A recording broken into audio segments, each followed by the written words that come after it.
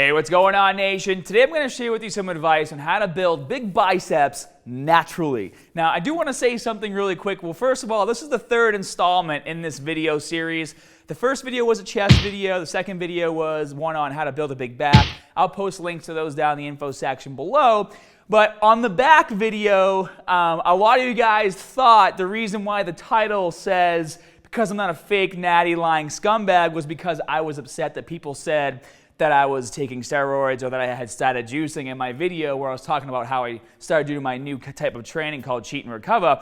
And that's really far from what the reason was. The reason why I put that in the title is because when I made the first video on how to build a big chest naturally, I was literally looking on other YouTube channels to see what kind of advice people were giving.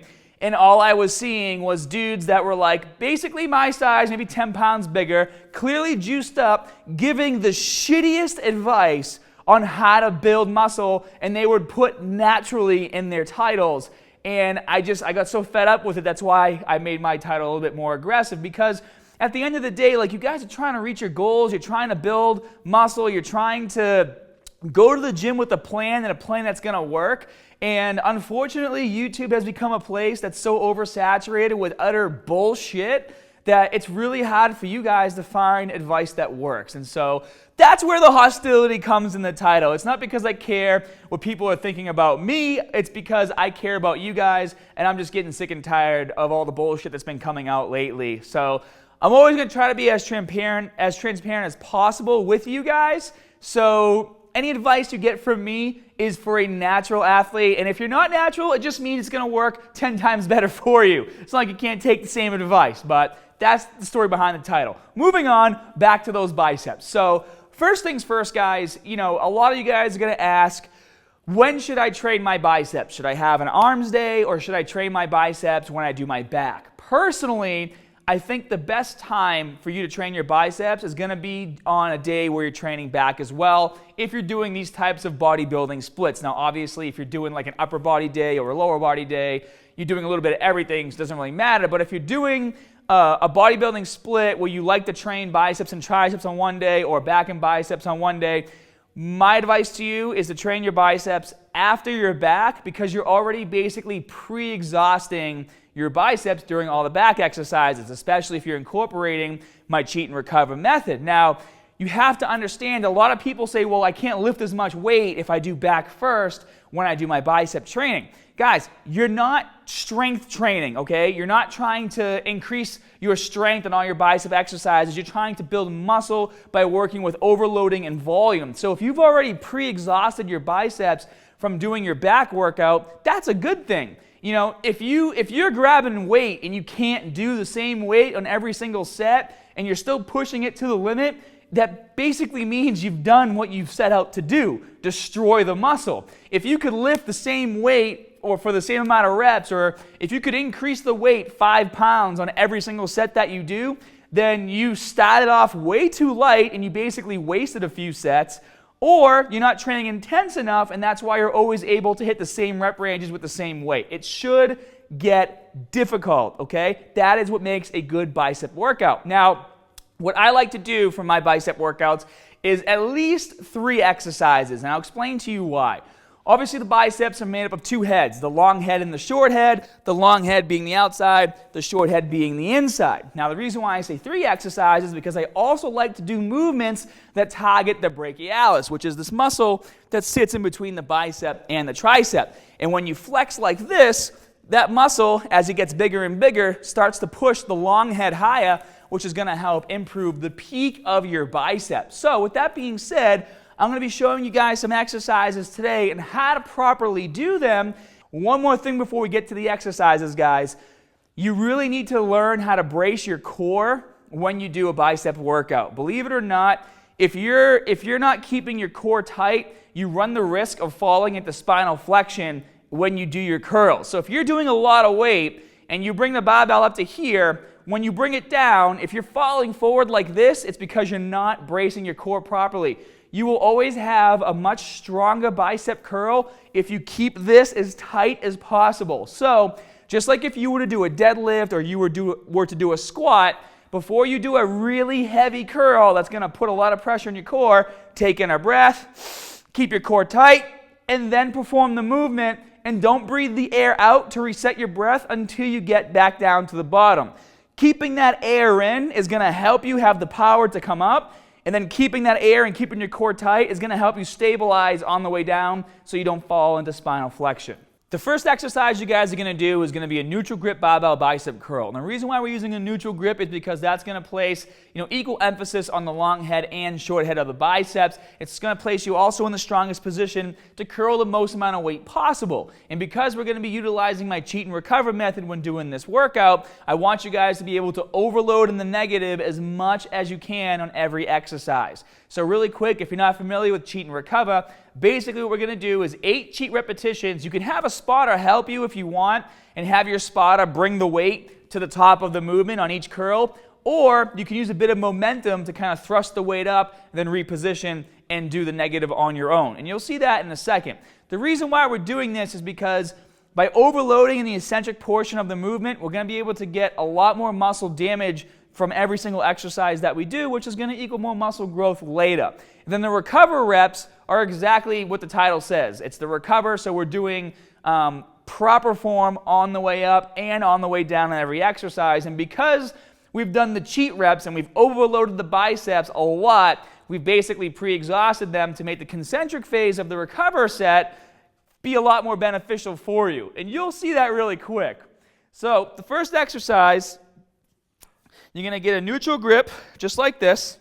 Now I have the weight a bit lighter than what I would normally use for my reps. I just want to be able to show you guys proper form for the cheat and recover. So what you're going to do for the cheat reps is literally kind of dip your hips and use momentum to bring the barbell all the way to the top like that. And like I said, you can have a spotter step in and bring the weight up for you as well. But then once you're in position, you're going to make sure your core is tight and control the weight on the way down. And then again, bring it back up. Control the weight on the way down. Really fight that negative. And you're going to do this for 8 repetitions. Now you guys will also notice that when I'm doing this, I'm not bringing the weight up like this and then letting it fall and have my elbows come behind me. You want to always lower a barbell no matter what kind of bicep exercise you're doing. Keep your elbows in front of your hips and lower the weight out in front of you. So what you're going to do is complete 8 cheat reps just like that, controlling the negative. And then you're going to lower the weight. I'm just going to take all the weight off for demonstration purposes. Then you're going to lower the weight and do your recover set immediately. There's no rest in between. And for the recover set, same form, same position, except this time you're going to control the concentric and eccentric portions of the movement, and you're going to complete 8 repetitions just like this. And as soon as you finish 8 reps on the cheat and then 8 reps on the recover, that completes one set, and you're going to perform 3 to 4 sets of this exercise. The next exercise is going to be the incline dumbbell curl, and what's great about this movement, the way we're going to perform it is going to be palms facing away as we lower the dumbbells, and that's going to place more emphasis on the short head of the bicep, which is the inside head. Again, we're going to be utilizing cheat and recover on this, and you will be able to self-spot yourself after each repetition, and I'm going to show you how. So what you're going to do is kick the dumbbells up like this, take in a breath for core stability, and then lower the dumbbells out to your sides like this, keeping your elbows tucked in tight against your waist. Once you get to the bottom, you're going to turn them in, bring them back up, kick them back up to the top like this, and then do your next cheat rep and continue this for 8 repetitions. Now obviously guys, when you do the cheat reps, it should be weight that's heavy enough that you're not able to actually curl it up. You're not able to do the concentric portion of the movement, which is why I'm resetting after each repetition. This is allowing me to really focus on overloading my biceps and controlling the eccentric portion of the movement on every single repetition. And again, you're going to go for 8 reps on the cheats. As soon as you're done, grab a lighter pair of dumbbells, get right back into position, and then you're going to perform 8 recover reps. All the way down like this, all the way up, keeping that core nice and tight throughout every single repetition. And then as soon as you finish 8 reps here, you're going to rest for like 60 to 90 seconds, and then complete 2 to 3 more sets. The last exercise is going to be a dumbbell hammer curl, and we're going to be doing 2 variations of this movement. The first variation is going to place more emphasis on the brachialis, which is that muscle I told you sits right about here, which is going to help with your overall bicep peak. And you're going to be performing cheat and recover with both arms. We're going to do one arm at a time. So for your cheat reps for the first movement, you're going to curl the dumbbell in front of your body. So if you're going to use a bit of momentum, you still have to brace your core. And when you do your cheat reps, kind of toss it up and then fight the negative all the way down, keeping your elbow in place. Just because they're cheat reps, it doesn't mean you still aren't utilizing proper form. If you don't understand proper form on any of these movements, that's when you're going to run the risk of having an injury and not benefiting from the exercise. So once you toss this weight up, that elbow stays right in place, and again, the dumbbell falls away from your body. That's how you maximize tension on the muscle as you perform the movement. As soon as you complete 8 repetitions, you're going to lower the weight and then do your 8 recover reps. Again, recover reps focus on the concentric and eccentric phase of the exercise.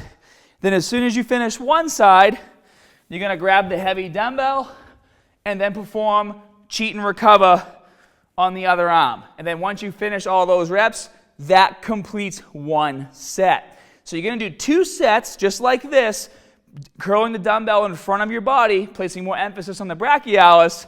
And then what we're going to do for the next 2 sets is we're going to actually curl the dumbbell in like this, and that's going to place more emphasis on the long head of the biceps. So let me show you guys what that looks like real quick.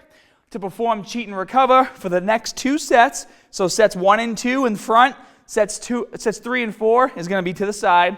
You're going to swing the dumbbell up, control the negative, keep that elbow in one place, swing the dumbbell up, control the negative, keeping that elbow in one place. And then you're going to do this for 8 repetitions. As soon as you're done, grab a lighter weight and then control the concentric and eccentric phase of the movement for 8 repetitions to finish your recover set. And then as soon as you finish one arm, obviously do the other one, and then that completes one full set of the exercise. There you have it, guys. Those are the 3 exercises I want you to start incorporating into your bicep workout if you want to start seeing some serious bicep gains. And to be honest with you, this is what I've been doing for the past month and a half. And the first time I did this, I had like that deep bicep soreness. Like soreness, I get sore when I do my bicep workouts.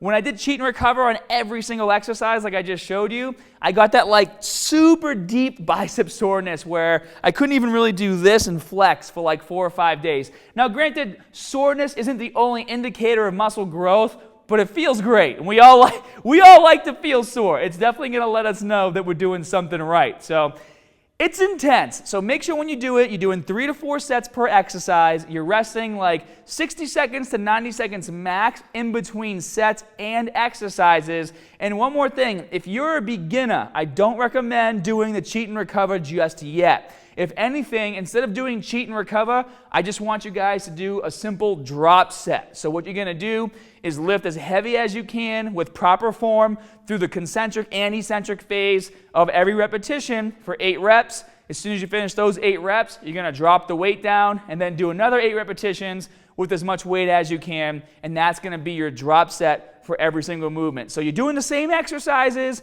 the same amount of sets per exercises, but instead of doing a cheat where you're using momentum and fighting the negative, I want you guys to do drop sets because I don't want you to injure yourselves. Your muscles might not be ready for all the heavy overloading that you're going to be doing. So I hope you guys enjoyed the video. And if you like these types of vids, show some love. Give this video a thumbs up. Subscribe if you haven't already. And I know I keep telling you guys, there is a full program coming involving cheat and recover. What I'm going to tell you guys to do is go to the link below, go to my website, muscularstrength.com, and sign up for my newsletter, and you'll be one of the first to know as soon as the full program is ready. Hope you guys have a great week, and as always, more good stuff coming soon. See you guys.